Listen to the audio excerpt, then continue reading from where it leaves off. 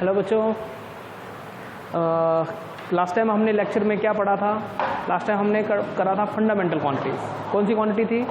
Fundamental quantity. आगे बढ़ेंगे हम अब। फंडामेंटल क्वांटिटी में आपने यूनिट्स बनाई थी सबकी, भाई मास की यूनिट होगी 1 किलो, टाइम की होगी 1 सेकेंड, 1 मीटर लेंथ की हो गई। तो अब बात आती है कि आपने 1 किलो ले तो लिया, अब 1 किलो मानोगे किसको? भाई कुछ तो होगा, ऐसे तो ना हवा में हम 1 किलो मान लेंगे, जाहिर सी बात है। अब मैं आपको बोलूँ कि मुझे भाई 1 किलो मुझे कुछ नमक लेना है, अब मैं आपके पास अगर आऊँ तो आप मुझे 1 किलो नमक कैसे दोगे? ऐसे थोड़े दे दोगे आप उठा के? तो कुछ तो आप स्टैंडर्ड मेंटेन करोगे, तो किसको माने, है ना? अब मैं अगर आपको बोलूँ कि मेरा 1 किलो मैंने, भाई मैं तो 1 किलो इसको मानूंगा, ठीक है, इसके साथ में बैलेंस कर लूँगा मैं दूसरे मटेरियल्स को, ठीक है। तो अब ये तो देखो नेचर का नियम है ना? अगर मैंने बोल दिया तो 100 आदमी मुझे अपोज करने के लिए आ जाएंगे, है ना, मेरा विरोध करने के लिए आ जाएंगे, भाई इसको कैसे मान लें, इसमें ये है, इसमें वो है। अब अपने घर पे, आपके घर में टेबल है, आप अपने टेबल ही उठा के लिए आए, बोला जी मैं तो 1 किलो इसको मानूंगा, तो दिक्कत है। भाई 1 किलो मानेंगे तो हम जब डेफिनेशन तैयार करते हैं कि 1 किलो किसको मानेंगे, वो स्टैंडर्ड जो है वो ऐसा हो कि हमें ले जाने में भी दिक्कत ना हो, साइज भी ऐसा हो सुटेबल, पढ़ा था ना आपने। तो ऐसे ही हम 1 बाय 1 डेफिनेशन करते हैं 7 फंडामेंटल क्वांटिटी की। 1 किलो किसको मानेंगे? अच्छा, सबसे इससे पहले एक बात बोलूँ आपको मैं, आपके पास जो बस बुक है, आप कोई भी बुक फॉलो कर रहे हो, उसमें इन डेफिनेशंस वो स्टैंडर्ड फॉर्म में दिया गया है। इनका टाइम पीरियड क्या था, किस टाइम में इनको माना गया, 1983 में या 1985 के आसपास भी काफ़ी यूनिट सिस्टम बनाए गए। इनकी डेफिनेशन आपने बुक में से लिखनी है, मोटी मोटी बात है। अब मैं तो आपको यहाँ पे जस्ट, हम तो यहाँ पे जब इन चीज़ों को समझेंगे कि मतलब क्या है इनका, है ना। तो 1 किलो मैं आपको बताऊँ, 1 किलो एक ऐसा प्लेटिनम और इरिडियम का अलॉय लिया गया सिलेंड्रिकल, उसको ये प्लेटिनम और इरिडियम का एक अलॉय है, इस प्लेटिनम प्लस इरिडियम, है ना, ये अलॉय, इसको माना जाएगा भाई, इसको क्या माना जाएगा? इसको माना जाएगा 1 किलो, ठीक है। ये अर्थ पे ही है, इसको अर्थ पे ही 1 किलो माना जाता है। कहीं और ले जाओगे तो शायद ये बदल जाए, क्योंकि आइंस्टाइन जो थे हमारे साइंटिस्ट थे, उनका ये कहना था कि अगर आप स्पीड बदल दोगे ना सिस्टम की, तो जो उस पर मास वेट आप कंसिडर कर रहे हो तो वो बदल जाएगा। मास तो नहीं बदलता, मास हम पढ़ चुके हैं, मास तो वो चीज़ होती है जिससे कोई क्वांटिटी बनती है। तो ये अर्थ पे ही हमने इसको 1 किलो माना। मैं आपको एक्सप्लेनेशन कर दूंगा इसकी, ठीक है। तो प्लेटिनम इरिडियम लगभग 39 सेंटीमीटर लेंथ है इसकी, है ना। तो ये एक जगह है फ्रांस में, जिनेवा, वहाँ पे रखा हुआ है एक लैब में, अच्छे से रखा हुआ है। ये ऐसा अलॉय है जिस पर कोई जंग जुंग नहीं लगता है ना, ये ख़राब नहीं होते टाइम के साथ, तो इसको मान लिया भाई भैया। तो सब जितने भी दुनिया में लोग हैं ना, सब इसको स्टैंडर्ड मानते हैं, इसी के साथ कंपेयर करके वेट्स को मान लिया गया, लिख दिया उस पर 1 किलो। फिर आगे बढ़े हम 1 मीटर। अब 1 मीटर किसको माने? आप अपने घर से एक बड़ी सी रोटी उठा के ले आए, बोला जी मैं तो इसको 1 मीटर मानूंगा। अब 1 मीटर उसको कैसे मान लें? अब उसमें तो फिर आइंस्टाइन ने बोल दिया भाई तो स्पीड पे डिपेंड करता है। अब वो गुस्सा आ गया, आपने बोला ऐसे थोड़ी ना होता है कि स्पीड पे डिपेंड करता है, प्रूफ करके दिखाओ, क्योंकि हमें तो प्रूफ चाहिए, बिना प्रूफ के हम मानते नहीं कोई चीज़, है ना। चलो एक छोटा सा आप खुद ही आइडिया लगाओ। अगर मैं मान लो ये स्प्रिंग है, आपकी जो रोड आप लेके आए घर से, उसके बराबर मैंने एक स्प्रिंग लिया और उसके आगे एक ब्लॉक लगा दिया और उसको बोला कि ये लो भाई, ये आपने माना था 1 मीटर, इसको घुमाना एक बार। अगर आप इसको घुमाओगे तो स्प्रिंग में क्या आएगा? एक्सपेंशन आएगा भाई, ये तो धीरे धीरे धीरे धीरे ऐसे बढ़ जाएगा, बढ़ेगा ना, तो बढ़ गया, काएगा 1 मीटर रह गया भाई, तो स्पीड पे डिपेंड कर गया। अब कुछ बात समझ में भी आती है। तो बेसिकली हम जो यूनिट्स मान रहे हैं ना, वो अर्थ पे ही मानते हैं। तो 1 मीटर है क्या चीज़? तो स्पीड पे डिपेंड करता है। तो सोचा गया, बहुत सोचा, बाद में पता चला कि एक क्वांटिटी है जिसको बोलते हैं लाइट। उसकी स्पीड आप पढ़ चुके हैं, आपको याद भी हो, लाइट की जो स्पीड है, लाइट स्पीड कितनी है? 3 × 10⁸ मीटर पर सेकेंड। एग्जैक्ट लिखी हुई होगी आपकी बुक में, बट जनरली हम इसको ही मान लेते हैं। इसका मतलब ये है कि 1 सेकंड में लाइट कितना दौड़ जाती है भाई? 3 × 10⁸ मीटर चली जाती है 1 सेकंड में। जो टाइम बीत गया ना 1 सेकंड, उसमें इतना, तो 1 मीटर कितने में जाएगी? तो हमने बोला जी 1 मीटर उसको उल्टा कर दो, 1 सेकंड का कितना हिस्सा, इतना हिस्सा, ये 1 मीटर है। मतलब जो डिस्टेंस इसने तय किया ना लाइट, मान लो मेरे पास एक टॉर्च है और मैंने ऐसे किया और जैसे चली वैक्यूम में, मान रहा हूँ मैं, तो ऐसे गई तो 1 सेकंड का इतना हिस्सा बीत गया, तो आप मान लोगे कितना दूरी चल पड़ी हो, 1 मीटर। कितना चल पड़ी? 1 मीटर। ठीक है, इसको माना जाता है 1 मीटर। फिर बोल रहा हूँ डेफिनेशन आप बुक पे लिखना, स्टैंडर्ड है, ठीक है, यहाँ हम लिख लेते हैं तो समझ लेते हैं बस चीज़ों को। ये हो गया 1 मीटर, आइडिया आया? देखिए आगे नेक्स्ट है 1 सेकेंड। अब आप बाद में मैं बोलता हूँ टाइम कितना हो गया, आपने बोला जी लो जी टाइम क्या दिक्कत है, टाइम बता देते हैं, है ना, टाइम देख के बता दिया, आपने बोला जी 2 बज गए, 3 बज गए। बड़ा आसान लगता है ना बोलना, बट पुराने समय में तो नहीं था ऐसा। इतना दूर कहाँ जाते हो? अगर हम इसको 19वीं सेंचुरी में चले जाएं तो उस टाइम में घड़ी थी, नो डाउट, ऐसा नहीं है, बट भाई 1 सेकंड आप देखते हो, सेकंड ऐसे बीत जाता है, तो क्या हुआ होगा ऐसा कैसे मान लिया आपने स्टैंडर्ड? भाई मैंने बोला मैं तो भाई 1 सेकंड बीत गया, है ना। तो 1 सेकंड जब आप डेफिनेशन बनाई गई कि भाई किस पल को बोलोगे 1 सेकंड, तो वो किसको बनाया गया? बहुत सारी इसके पीछे भी थ्योरी थी। एक स्टैंडर्ड थ्योरी क्या निकल के आई, मान लो ये न्यूक्लियाई, आप जानते हो एटम्स, स्ट्रक्चर पढ़ पाए हो आप, है ना। ये मान लो ये ऑर्बिट में इलेक्ट्रॉन अपने अपने घर में दौड़ रहे हैं, भाई ये इनके घर है, ग्राउंड स्टेट बोलते हैं इसको। तो ये इलेक्ट्रॉन ऐसे दौड़ रहा था, ये भी दौड़ रहा है, ठीक है भाई। एक और ऑर्बिट ले लो चलो। अब ये इलेक्ट्रॉन का रोज का काम क्या है? सुबह उठता है और अपना इलेक्ट्रॉन अपने चक्कर काटने लग जाता है ना। अब मान लिया गया आपकी घड़ी में जो आप बैटरी जो सेल डालते हो, ऐसे ही मान लिया गया चलो एक इलेक्ट्रॉन आया गोली की जैसे, ऐसे टकरा गया इससे। अब कोई चीज़ आपसे टकराएगी तो भैया एनर्जी तो आएगी। मैं आराम से चल रहा हूँ, कोई मुझसे अगर पीछे से टक्कर मारे तो मैं ऐसे थोड़ी ना चलता आऊँगा, मैं तो आगे गिर जाऊँगा, है कि नहीं। तो ये इससे टकराया तो क्या देखा, ये जैसे टकराया ये ऐसे घूम रहा था भाई, ये चला गया अपर ऑर्बिट में। इसकी यहाँ एनर्जी जो थी चक्कर काटने की वो कितनी, मान लो 200। जैसे टकराया यहाँ पहुँच गया, कुछ एनर्जी मिली, वो एनर्जी मान लो इतनी हो गई टोटल। बट यहाँ उसको बोला गया यहाँ नहीं रह सकते भाई आपको तो वापस जाना पड़ेगा, है ना। उसको बोला गया यहाँ नहीं रह सकते, वापस जाओ अपने घर पे। जिस स्टेट में ये गए ना उस स्टेट को बोला जाता है एक्साइटेड स्टेट। अब जब इसको बोला गया भाई अपने घर जाओ तो ये वापस तो आएगा, है सुना वहाँ लड़ाई कर लेगा, है ना। तो ये वापस आया तो वो दूसरा इलेक्ट्रॉन वहाँ से दौड़ गया, वो फिर टकरा गया इससे, है ना। टकराया और फिर से ये बड़े ऑर्बिट में चला गया। अब ये बार बार हो रहा है, आता है टकरा जाता है, फिर ऊपर चला गया, ऊपर रहना अलाउड नहीं है, फिर वापस आता है, ये सिलसिला चल रहा है।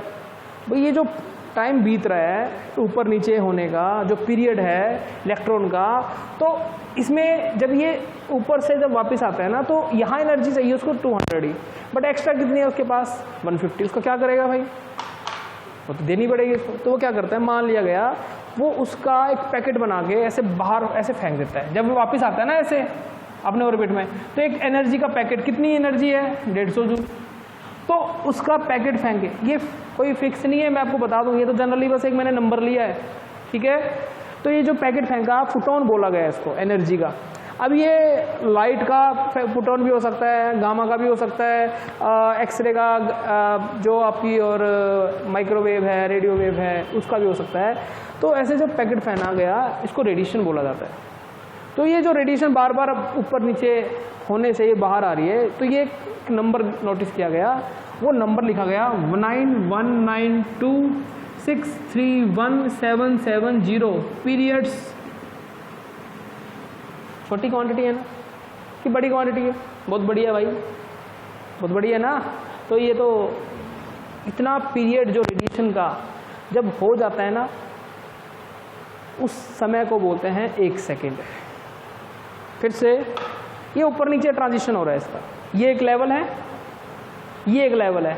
इसको मान लो आप, मैं इसको अच्छे से बना दूं अगर आपको दिक्कत ना समझने में। ये और ये, ठीक है, ये इलेक्ट्रॉन यहाँ है ना। तो ये जो ऊपर से ऊपर गया और फिर ये नीचे आएगा, नीचे आया ना, ये एनर्जी तभी तो निकलती है। तो मान लो ये ऊपर नीचे इतना टाइम्स हो गया, आपने गिना 1 2 3 4 करते करते 1000 2000 1 लाख 2 लाख करते करते इतना जब नंबर ये कर लेगा ना पीरियड्स, ये वाला जो मोशन कर रहा है, उस पीरियड के बीतने पे ही हम बोला जाएगा कि वो समय बीत गया 1 सेकंड।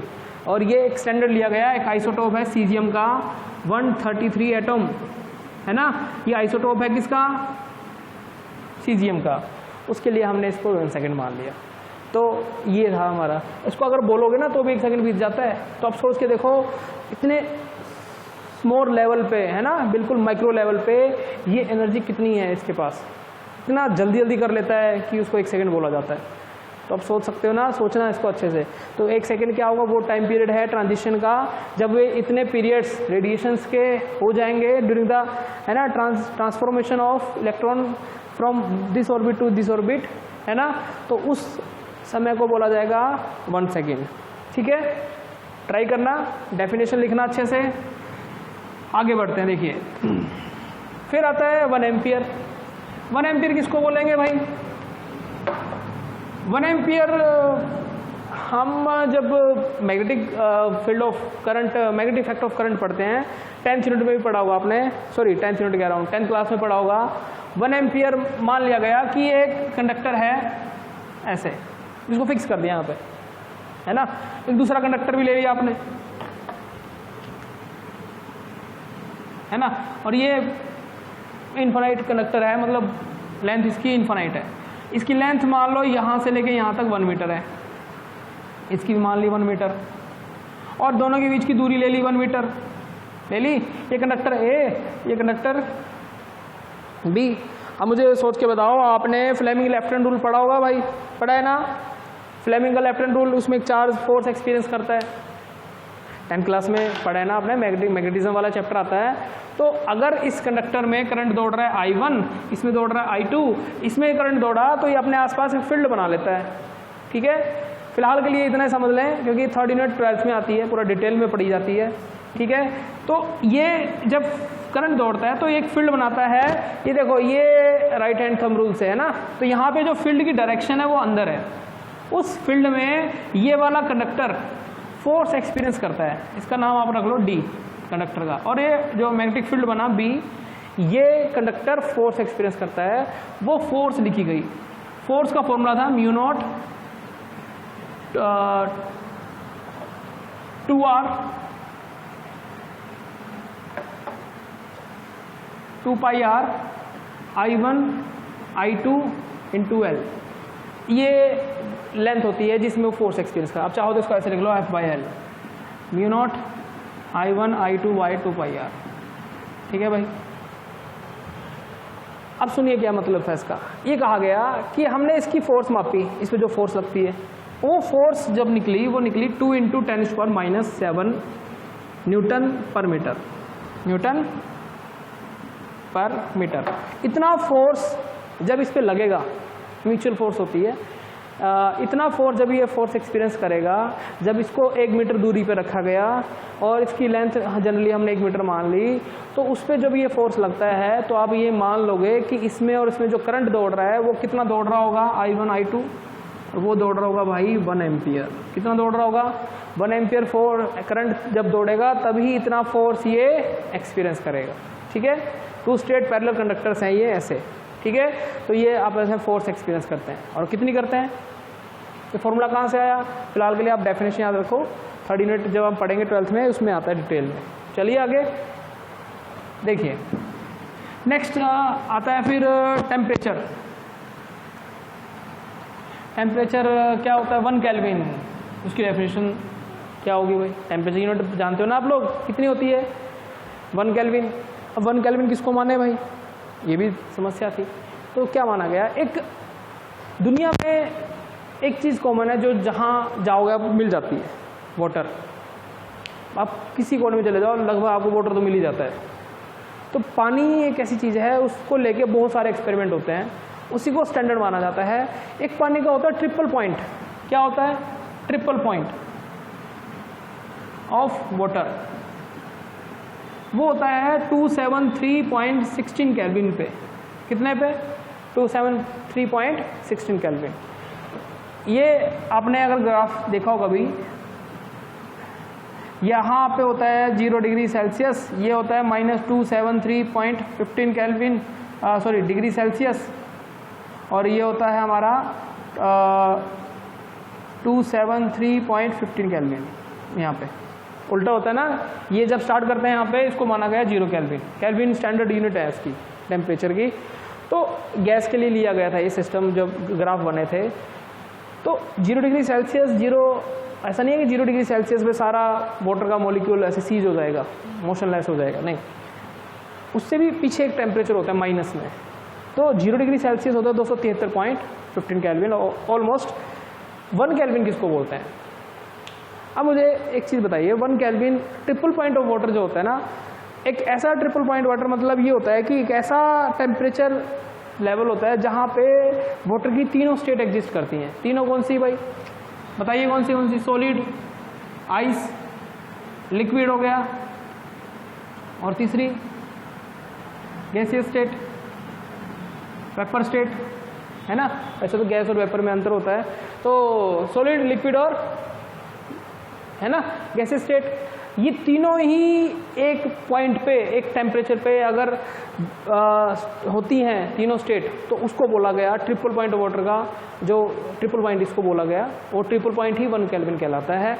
1 केल्विन टेम्परेचर वो है 1 फ्रैक्शन है किसका? ट्रिपल पॉइंट ऑफ वाटर का जो टेम्परेचर है 273.16 केल्विन का, ठीक है। तो 1 केल्विन क्या है? Is the fraction of 1/273.16 of triple point of water. फिर से एक बार और समझ लो, 1 टेम्परेचर वो क्या है? वो एक फ्रैक्शन है किसका? Fraction of 1/273.16 of triple point of water. Triple point of water वो होता है जिसपे तीनों स्टेट एग्जिस्ट करती हैं, है ना। मान लो मेरे पास एक कोल्ड ड्रिंक है और मैं उस पर आइसक्रीम डाल दूँ, आइसक्रीम लिक्विड है ना, बर्फ़ डाल दूँ, आइसक्रीम छोड़ी, बर्फ़ डाल दी, लो भाई डाल दी, तो बर्फ़ कौन सी स्टेट है? सॉलिड। लिक्विड है ना पानी में, और उसके साइड में ना ऐसे बुलबुले से उठते हैं भाई, बबल्स, तो गैसी स्टेट हो गई। ऐसे हवा, ऐसे तो हवा रैप होती है उसके अंदर, बट ये ही तीनों स्टेट एक बार में एग्जिस्ट करती है, उसको बोला गया ट्रिपल पॉइंट ऑफ वाटर। तो 1 केल्विन वो टेम्परेचर होता है जो फ्रैक्शन होता है इतना, किसका? इतने पॉइंट का, ट्रिपल पॉइंट का, ठीक है। आगे बढ़ते हैं, चलिए। फिर आती है और कौन सी रह गई भाई? 1 किलोग्राम हो गया, 1 मीटर हो गया, 1 सेकेंड हो गया, 5 हो गई। अच्छा, छठी कौन सी है? 1 कैंडला। 1 कैंडला। मेरे पास एक लड़का आया, बोला जी मेरे घर में मोमबत्ती है, आओ दिखाते हैं। हम गए देखने, तो बोला देखो मोमबत्ती जल रही है। मैंने बोला हाँ भाई बिल्कुल जल रही है, ये देखो भाई। इसको बोला कि ये जो जल रही है ना जी, ये जो चमक इसमें से निकल रही है ना, जिस इंटेंसिटी से निकल रही है, जो चमक है इसकी ल्यूमिनस, उसको बोल लो जी 1 कैंडला। चलो बहुत अच्छी बात है। अब आपने इसको मान तो लिया, बट क्या ये हमेशा ऐसी रहेगी जो चमक है इसकी? नहीं, समय के साथ साथ ये थोड़ी सी ये मोम पिघलता रहेगा, तो ये एक टाइम में बंद हो जाएगी, तो दिक्कत हो गई। हमें नंबर में बताओ, हम ऐसे विश्वास नहीं करते, हमें तो जस्ट एग्जैक्ट नंबर बताओ कि ये है 1 कैंडला। तो अब ये समस्या है, अब ये दिक्कत है, तो इसको तो हम 1 कैंडला नहीं मान सकते, इसको तो अवॉइड करें, है ना, ये हमारे काम के लिए है। तो फिर हमने बहुत सोचा, तो हमने क्या देखा, एक कुछ छोटे छोटे शब्द हैं, उसको जान लो आप पहले। मोनोक्रोमेटिक क्या होता है? पहली बात, मोनोक्रोमेटिक लाइट वो लाइट होती है जिसमें एक ही कलर लिया जाता है, सिंगल कलर। वाइट लाइट नहीं, वाइट लाइट में तो 7 कलर माने जाते हैं। मोनोक्रोमेटिक वो अगर रेड है तो रेड ही है भाई, फिर है ना, ब्लू है तो ब्लू ही है, येलो है तो येलो ही है, ठीक है। अब मोनोक्रोमेटिक लाइट क्या होगी? मैं मानूँ कि मेरे घर में एक बल्ब है 0 वोल्ट का लिया, एग्जैक्ट 0 वोल्ट तो नहीं होता, मैंने उसको ले लिया और मैंने वो भोंपू देखे आपने जिसमें बोलते हैं साउंड स्पीकर वाले, ऐसे उसके यहाँ लगा दिया सेंटर में, और आपकी तरफ ऐसे उसकी डायरेक्शन कर दी, ओरिएंट कर दी। तो मान लो ये बल्ब लगा हुआ है, ब्लू कलर का लग गया। तो आप मुझे बताओ, ये एक सॉलिड एंगल बना, एक पर्टिकुलर डायरेक्शन ले ली इसकी। अभी ये सोर्स है, अभी सोर्स में से लाइट ऐसे निकलेगी भाई, निकलेगी जाएगी ऐसे। अब ये जो लाइट है एक ही कलर की है, इसकी एक फ्रीक्वेंसी है, वो फ्रीक्वेंसी है 5.4 × 10⁻14 हर्ट्ज। इस फ्रीक्वेंसी की एक मोनोक्रोमेटिक लाइट ली, ठीक है, और वो एक पर्टिकुलर सॉलिड एंगल बनाते हुए इसमें से लाइट बाहर निकल रही है। उसकी इंटेंसिटी है कुछ, इंटेंसिटी मतलब मैं आपको बताता हूँ, जैसे कि मान लो मैं अपनी छत पे खड़ा हूँ या आप अपनी छत पे खड़े हो, आप ऐसे छत पे खड़े हो, एक लड़का आपसे 50 मीटर दूरी पे एक बल्ब लेके खड़ा है येलो कलर का, ठीक है भाई। एक आपसे 1000 मीटर दूर खड़ा है बल्ब लेके येलो कलर का। अब मुझे बताओ किसकी चमक ज़्यादा दिखेगी आपको? इसकी दिखेगी ना, तो बहुत दूर हो गया, तो इसकी इंटेंसिटी कम हो गई। फ्लोइंग ऑफ एनर्जी होता है पर यूनिट एरिया इंटेंसिटी, तो इसकी इंटेंसिटी ज़्यादा है, इसकी इंटेंसिटी कम है ना। वैसे तो अब आगे बढ़ेंगे, इंटेंसिटी भी आएगा, क्या होता है इंटेंसिटी।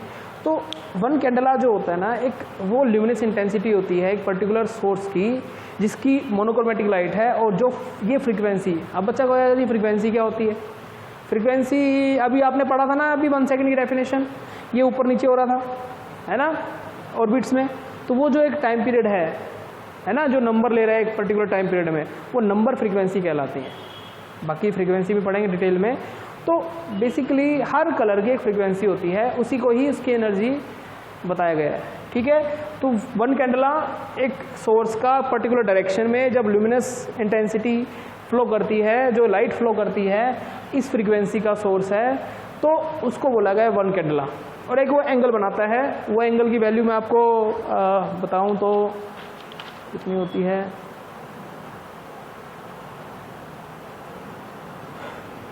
ये बोला गया जो रेडिएट इंटेंसिटी है 1/683 वोट पर स्टेरेडियन। वोट जो होता है ना, वो पावर होती है। वोट का मतलब मान लो 100 वोट है, 100 वोट का मतलब है 100 जूल प्रति सेकंड में वो अपने में से निकाल रहा है, अपने में से निकाल देता है, ठीक है। सोर्स मतलब उसमें से एक 100 जूल की एनर्जी निकल रही है। तो आपको बोला गया जो सोर्स है ना, वो पर स्टेरेडियन जो एंगल है ना, पर स्टेरेडियन सॉलिड एंगल जो होते हैं, उसमें से 1/683 वोट एनर्जी कंटिन्यू निकल रही है monochromatic light of this frequency, ठीक है। आप उसको पढ़ना, फिर हम इसको दोबारा फिर डिटेल में ले लेंगे, कोई दिक्कत नहीं है। हमें तो कहाँ जाना है, हमें तो यहीं रहना है, अच्छे से पढ़ना है हमने। तो वन कैंडेला डेफिनेशन आपने बना ली, नंबर सब आ गया उसका फ्रीक्वेंसी का, ठीक है। नेक्स्ट है हमारा amount of substance. Amount of substance जिसकी यूनिट क्या थी? 1 मोल। 1 मोल भाई किसको बोले 1 मोल? अच्छा मैं आपको बोलूँ, मैंने बाहर से ना 50 बच्चे बुलाए, हर किसी का वेट है मान लो 10 किलो, ठीक है, 10 कम हो गया, 50 किलो मान लो, तो 50 मंगाया तो 2500 हो गया ना। मैंने 50 बच्चे अंदर बुलाए तो मैंने उसको एक क्वांटिटी मान लिया, मान लो 1 मोल, ठीक है। हर किसी बच्चे का वेट कितना है? 50 किलो, तो टोटल कितना होगा? 2500। चलो वो तो अलग बात है। अब मैं उनको बाहर निकाल दूं और दूसरे 50 बच्चे बुलाए जिसमें एक बच्चे का वेट है मान लो 150 किलो। अब 50 बच्चों का कितना होगा? 7500 हो गया। तो भाई वेट जो मास है जो उनका वो अलग है, बट नंबर बदला क्या? नंबर तो नहीं बदला।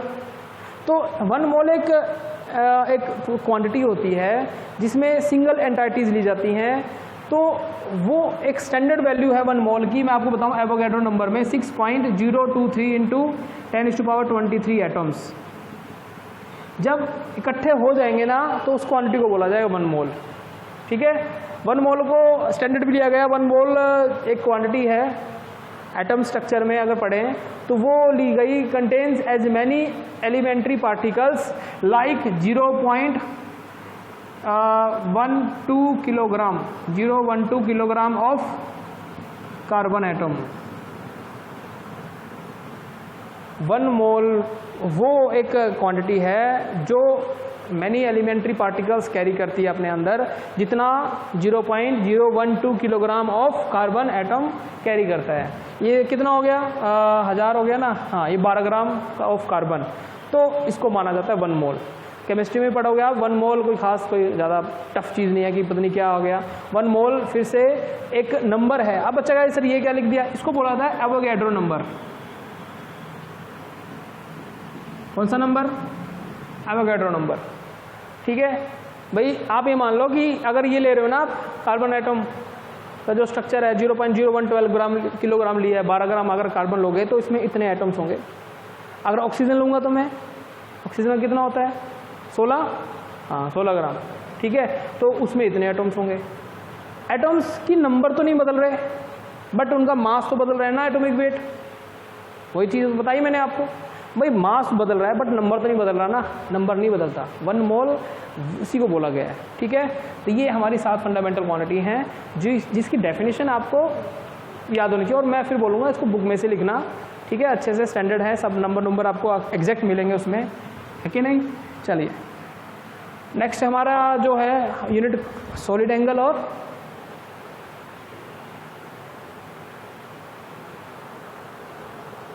चलो साथ साथ इसको भी कर लेते हैं, ख़त्म करते हैं। सप्लीमेंट्री यूनिट जो थी हमारी वो कौन सी थी, सप्लीमेंट्री यूनिट एक थी 1 रेडियन, और दूसरी क्या थी 1 स्टेरेडियन। 1 रेडियन प्लेन एंगल की यूनिट है। अगर मैं आपको बताऊं कि मान लो ये आर्क बनी, अब मान लो ये आर्क की जो लेंथ है वो रेडियस के बराबर है, अगर वो बराबर है तो वो एंगल कहलाएगा 1 रेडियन। फिर से व्हेन आर्क सबटेंडेड है ना, having length equal to the radius, then angle at the centre is known as 1 radian. तो फॉर्मूला क्या होता है, theta is equal to arc by radius. तो अगर थीटा भी आर्क भी ले लिया एल, और रेडियन भी जो लेंथ है आर, अगर दो एल और आर्क बराबर हैं तो ये कट जाएगा, तो थीटा क्या कहलाएगा 1 रेडियन। सिंपल सी है, जानते हैं हम लोग, ठीक है। 1 स्टेरेडियन क्या होगा, ये सॉलिड एंगल है। जो सरफेस एरिया होता है ना हमारा स्फीयर का, वो होता है 4 पाई आर स्क्वायर। कितना होता है 4 पाई आर स्क्वायर, ठीक है। तो 1 जो एंगल होता है इसको ओम से रिप्रेजेंट किया जाता है। किससे रिप्रेजेंट किया जाता है, ओम से। सरफेस एरिया बाय रेडियस का स्क्वायर, मान लो ये रेडियस है, ठीक है। अब मैं इसका कुछ पार्ट काट लूँ, मैंने पार्ट काट लिया भाई, लो काट लिया, इसको ऐसे काट लेते हैं। देखिए तरबूज काटते हैं ना, ऐसे तरबूज काट लिया, लो भाई ये ऐसे लिया और ऐसे और ये सेंटर में इसको ऐसे बना लेते हैं अपन। इस सेंटर में ना एक एंगल बना रहा है, इसको बोला जाता है 1 स्टेरेडियन। 1 ओम मतलब एंगल है ये स्टेरेडियन, इसको 1 स्टेरेडियन कहा जाएगा। सरफेस एरिया कितना हो गया 4 पाई आर स्क्वायर, और ये आर स्क्वायर ये क्या हो गया, कट गया ना, ठीक है। अब ये सॉलिड एंगल का एरिया है, सॉलिड जो सरफेस एरिया है ना स्फीयर का, उसका एंगल है 4 पाई, ठीक है।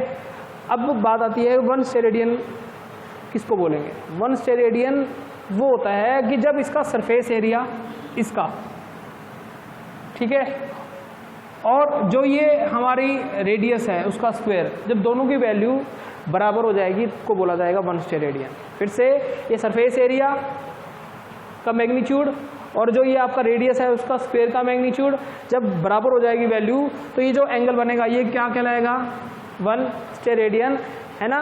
तो ये आगे बढ़ आती रहेंगी, कई जगह पे आएगा सॉलिड एंगल, तो हम वहाँ पे भी पढ़ेंगे इसको। फिलहाल के लिए आप इसको डेफिनेशन याद कीजिए अच्छे से, है ना, फिर हम और आगे बढ़ेंगे, लेक्चर हमारा बढ़ता रहेगा आगे, ठीक है। चलिए आज के लिए इतना ही, थैंक यू।